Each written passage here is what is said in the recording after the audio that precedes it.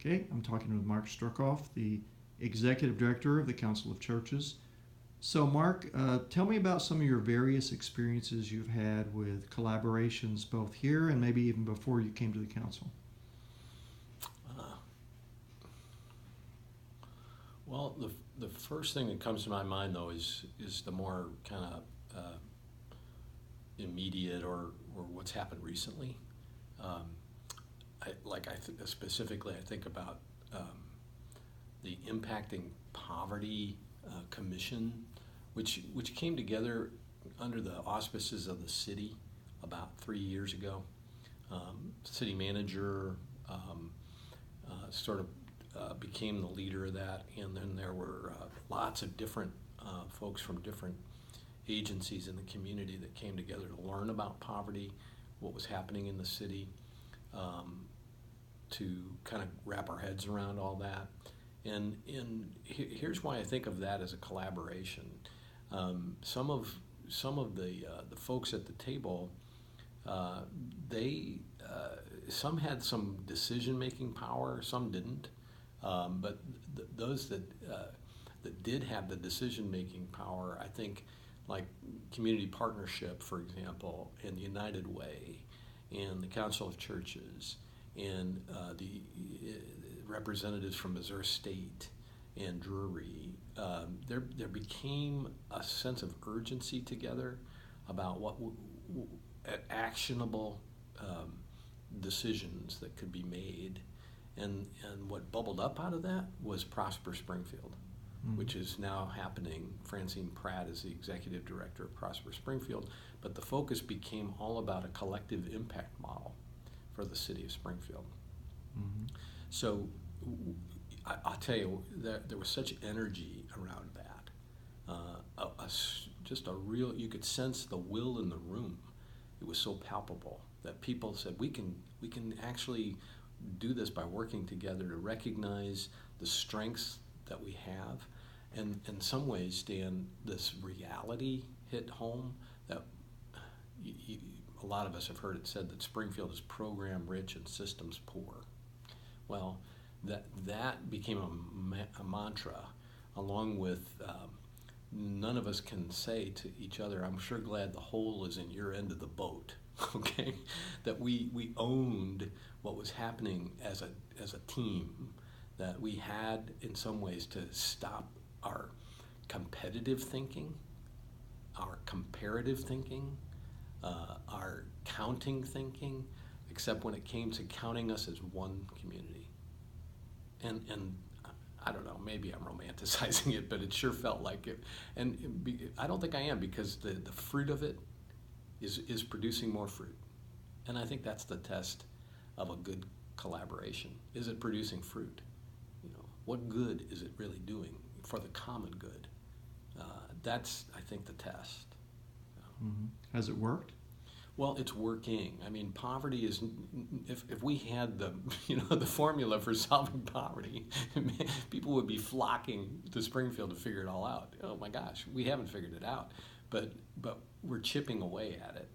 And part of it is case management, kind of a recognition that the case management function in the community needs to be coordinated, and we're not there yet. But there's again, I think, a will to try to get there. But that's why collaboration is hard, because it takes extra time and effort and patience to wait and trust, to wait on your collaborative partner do they have the capacity building in their own organization? Do they have the depth on the bench? I mean, I look around in our organization, and if we lost one or two people in certain strategic positions, man, we don't have any depth on the bench. Most nonprofits don't, right? I mean, we just don't. So it's strategically important to recognize that your partners in collaborative work have vulnerabilities, serious vulnerabilities that could tank and derail whatever project you're working on. So it takes that kind of patience and persistence to hang in there with it. Mm-hmm. I do think about our own model here at the Council of Churches too. Dan, you mentioned that the class has kind of talked about whether or not we are or aren't a collaborative.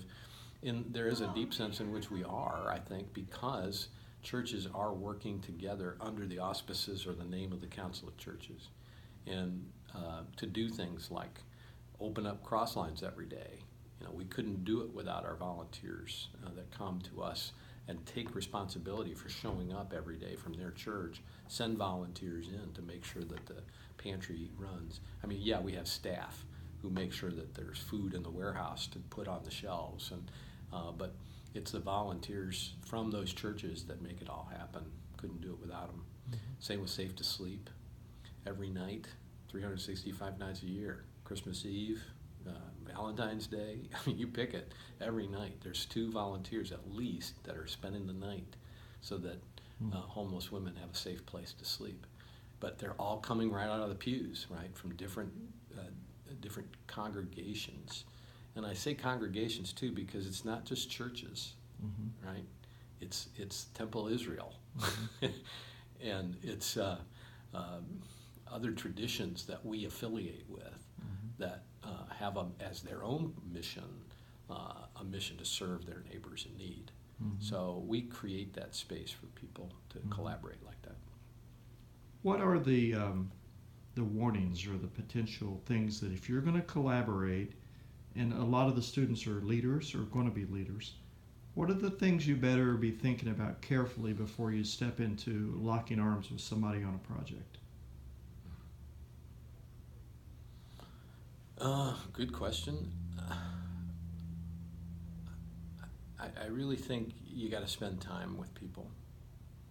You just do. There's no substitute for it. You can't read somebody's website and get a sense that, hey, let's collaborate together. No, you got to spend time. I mean, I've sat down with plenty of people in this community and discerned this isn't going to go anywhere. But it has to happen face to face, and that takes time. And you got, as they say, you got to kiss a few frogs, before you know, hey, this is the right match, or this is the right blend, or the right sort of mash up together. And I think being realistic about what your own strengths are, and what your weaknesses are, what your vulnerabilities are. I think an awareness that there is no, for every nonprofit, like I said, that there's just not very much depth on the bench. So do I have some vulnerabilities that I need to disclose to my collaborative partner about that? We've written some collaborative grants together. It's maybe a different way to talk about collaboration, but and sometimes those grants are all about getting the money, and you can't chase the money when it comes to those things. And I guess I'm saying that as a warning to students to not just sort of find out where the money is and then try to create a collaboration to go get it, because oftentimes what you're doing is you're not taking the time to recognize what you're really good at, because if you're only chasing the money, you might have to go back and figure out, I've got to shore up this sort of weak spot in my organization before I can go any further with that.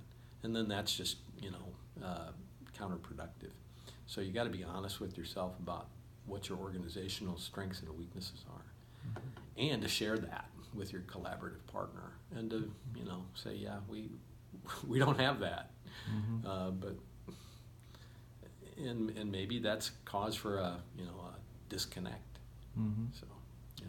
Well, you gave me an example with the impacting poverty of a collaboration that has worked. Yeah. Without naming names, can you tell me about one that didn't and why it didn't, that you've been part of or know of? Yeah. Off the top of my head, nothing really pops, but I do think about maybe, sometimes collaborations, well, let's put it this way. It seems to me they have to have a beginning and a middle and an end. And sometimes the knowing where it ends what is the what does the end look like? To be clear about that.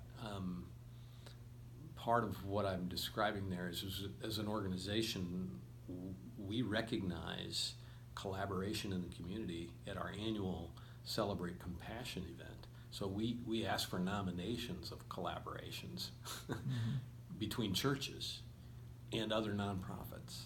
And it's pretty fascinating to see what comes in.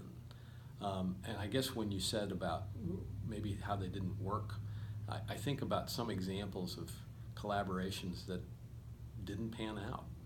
But we recognized them at the time, right? Because it was kind of pretty juicy at the time. But without naming names, one particular congregation just had a very specific kind of way that they thought about working with the homeless. And it didn't line up with the other collaborative partners. There were some assumptions, see? And I think that's the key. People didn't put all their cards on the table. Or maybe the questions weren't asked about how are we similar, but how are we different? Right? So getting clear about that, I think, will prevent that kind of collapse later. But yeah, boy, that's a good, I'm glad you asked me that because I'd forgotten about that. That's one example that it kind of caved in. So, Should collaborations have everything in writing? well, you can't put everything in writing. Well, but reasonably. yeah, I think you could say yes. It would help, and not so much because you're trying to sort of be legalistic about it, but just so everybody's clear, you know. And does this make sense? You know, writing is so it's much more subtle and much more nuanced, and has everything to do with intent, right? That the intention gets revealed in the writing. So it does help to write it out. Even if you end up not sort of using it, it can help do the homework to get ready as a collaborative partner to say, here's kind of what my expectations are, and put it in writing. I had a seminary professor who used to say the Holy Spirit flows through the tip of a pen. And of course, I went to seminary a long time ago when we didn't really have keyboards, right? Yeah. Like we do now, or a smartphone. But I do think writing is very useful in writing out, putting things in writing, you know, and testing it, right? So one last thing. So let's pretend I'm the ED of an organization and I'm thinking about collaborating. How do I convince my board that it's a good thing? In other words, what are the things it should bring to the organization before I join a collaboration?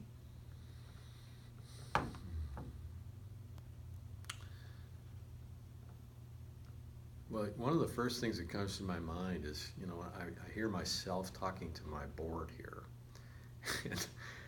and the times when I've really blown it, I think, have been when I got too excited or too over, you know, and I didn't see, you know, the flaws that sometimes are there, or maybe I was just too naive about it. But to be clear about, you know, what the drawbacks could be, and to be honest with your board about it, you know, and frankly say, I may be missing something. Please look with me at this, because but here's where I think it could go and how it could serve the greater good, but what am I missing?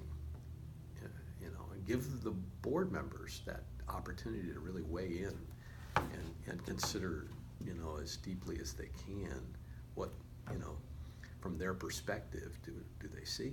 So. Well, how would you respond to the ED who says, I can get more done without the baggage of working with all these other people? Yeah. Then, so what word do you have for that person? Well, I'd say go for it, but I think there's going to come a day when you'll recognize you can't get it all done by yourself. And when that day comes, just don't be too harsh on yourself. you know. Too many of us are. Give yourself grace and say, you know what, yeah, I can't get it all done by myself. I can't kind of build this empire and dream these dreams all on my own. I live in a community of people who are gifted in different ways than I am. Mm-hmm.